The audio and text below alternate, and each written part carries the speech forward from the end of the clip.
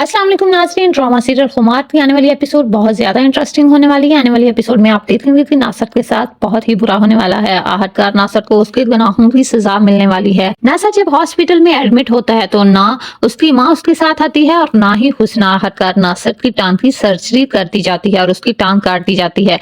वो हॉस्पिटल के बेड पर बेबसी की आलम में पड़ा होता है। नासर अपनी बीवी हुस्ना को कॉल करता है और कहता है कि मेरी इतनी मेजर सर्जरी थी, लेकिन ना तुम मेरे साथ आई और ना ही अम्मी मुझे देखने आई। मैंने तुम लोगों के लिए क्या कुछ नहीं किया और आज मेरे इस मुश्किल वक्त में सबने मेरा साथ छोड़ दिया। वो तो हुस्ना से तसल्ली के दो बोल सुनना चाहता होता है कि उसके साथ कुछ भी हो जाए वो उसका साथ कभी नहीं छोड़ेगी, लेकिन ऐसा कुछ नहीं होता। उल्टा हुस्ना उसको खूब सुनाती है। हुस्ना को नासर पर बहुत ज्यादा गुस्सा होता है। वो नासर को कहती है कि उसको उसके लैपटॉप और मोबाइल से ऐसी वीडियोस और तस्वीर मिली हैं कि जिनको देखने के बाद मुझे तुम पर बहुत गुस्सा आ रहा है और अपने आप पर अफसोस भी हो रहा है कि मैंने अपने शरीक हयात के तौर पर तुम जैसे इंसान का इंतखाब किया और जिंदगी का एक अहम हिस्सा तुम जैसे घटिया इंसान के साथ गुजार दिया, जिसके दिमाग में हबासत और गंदगी भरी हुई है। जो काम तुमने किए हैं अगर वो शैतान भी देख ले तो वो भी शर्मा जाए। तुमने तो गलाजत और हबासत में शैतान को भी पीछे छोड़ दिया। तुमने हमेशा अपने वजूद को हराम पर पाला है, इसीलिए तुम्हें अब तुम्हारे गुनाहों की सजा मिल रही है। नासर के पास हुस्ना की किसी भी बात का जवाब नहीं होता। दूसरी तरफ फाइज आज भी हरीम से प्यार करता है। कहीं ना कहीं आज भी उसके दिल में हरीम ही है।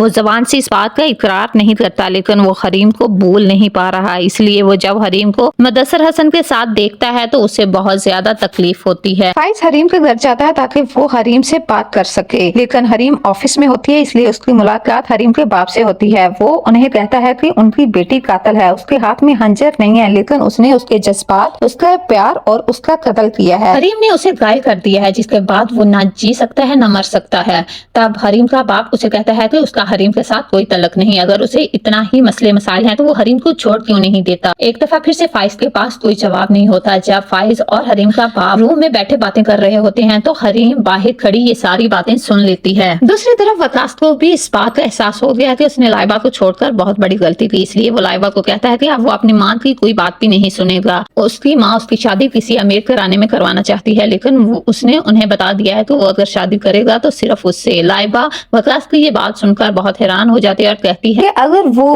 अपनी माँ के सामने मेरे लिए खड़ा हो सकता है, मेरे लिए स्टैंड ले सकता है, तो वो भी उसके लिए अपने घर वालों को छोड़ सकती है। जब लाइबा और वकास फोन पर बात कर रहे होते हैं तो कहकशां बेगम लाइबा की सारी बातें सुन लेती है।